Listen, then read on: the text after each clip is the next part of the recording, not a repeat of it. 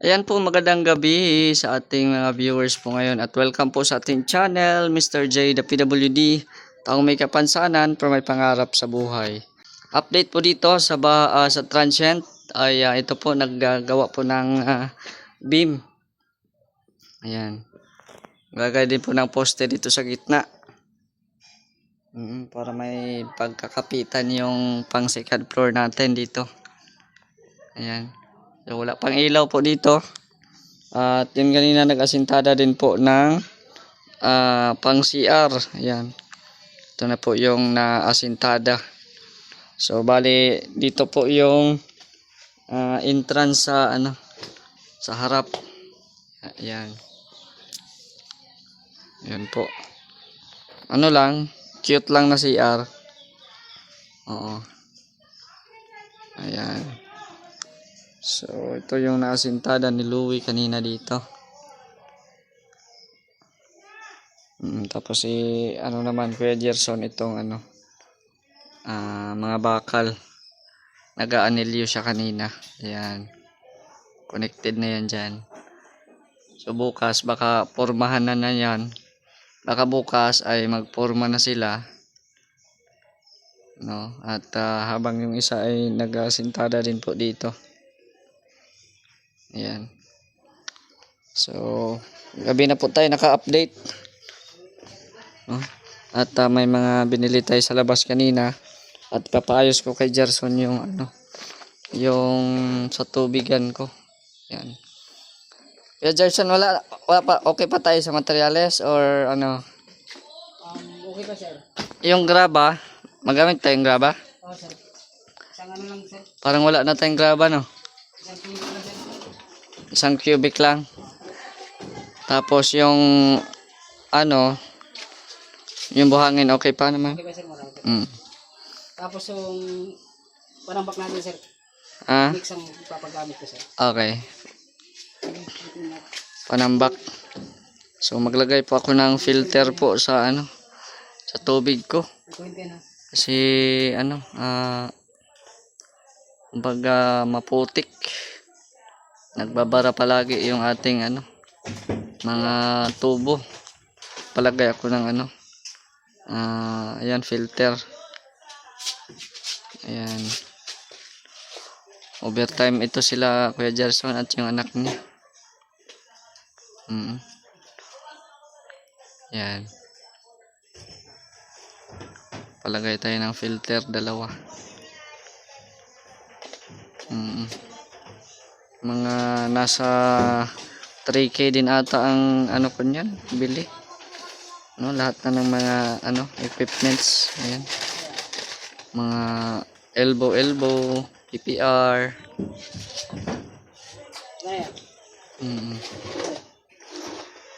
Ayan.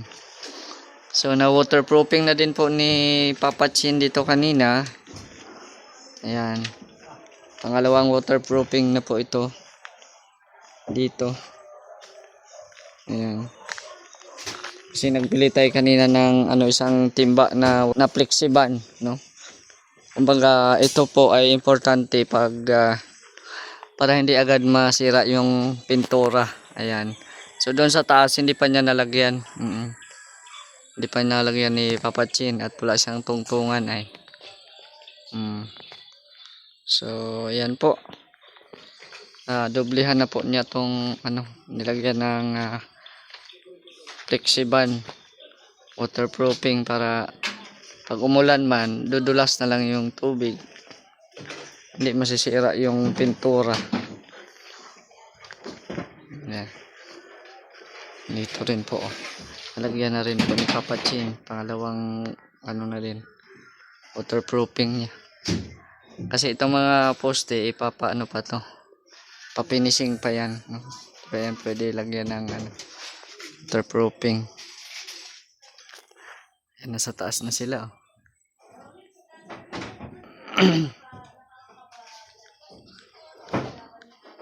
Gusto ko sanang umakyat dyan. No?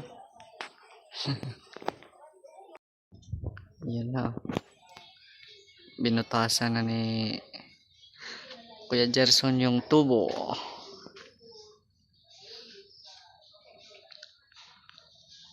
Yan, overtime sila.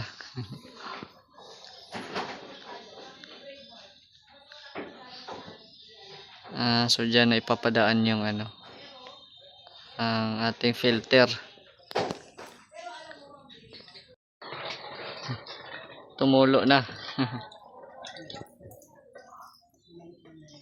Yan. Papalagyan ko lang ng ano, filter para hindi na madumi. Hindi na madumi pag pasok na dito sa ano, sa bahay. Okay man sana yung pressure, kaso nga lang ay pag walang kuryente wala ka din tubig.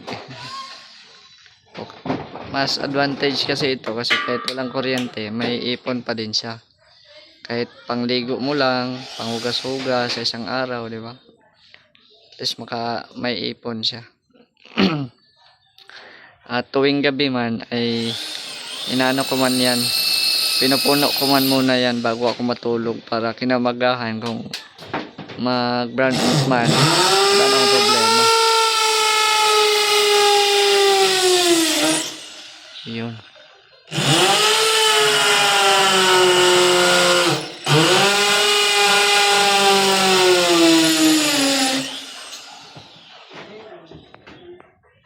Nagbubutas na.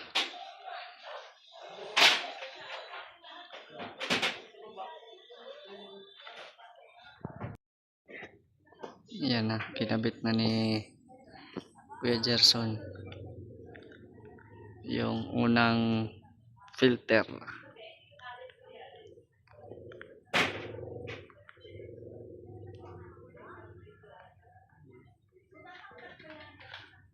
Para hindi na magbara dito sa ano, mga tubo. Kailangan natin ng filter para isala na yung mga ano dyan, mga putik-putik, mga buhangin.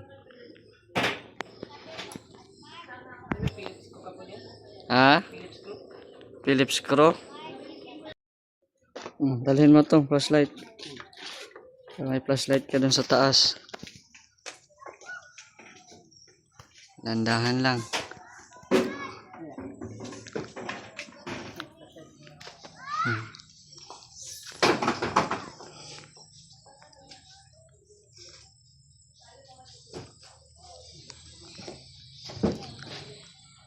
Yun.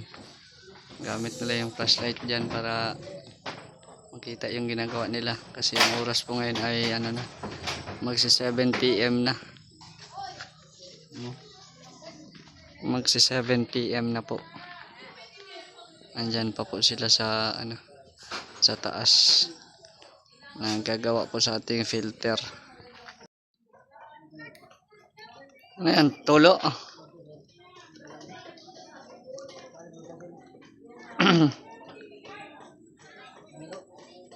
Tumulo na. Ha?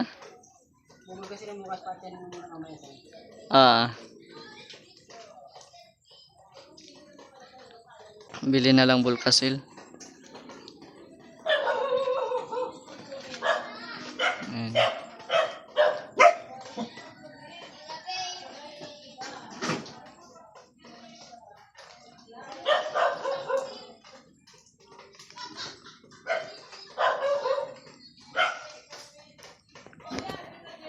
So ayan po, naikabit na po ni Kuya Gerson yung filter po natin.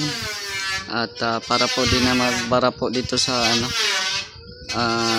mga tubo po natin sa loob, no? So ito po yung update po ngayon. Maraming salamat po sa inyong panonood. Shoutout po sa inyong lahat at sa mga viewers po natin na always na sumusuporta. Maraming salamat sa Team Kalingap, kay Kuya Val at kay Kalingap Rob.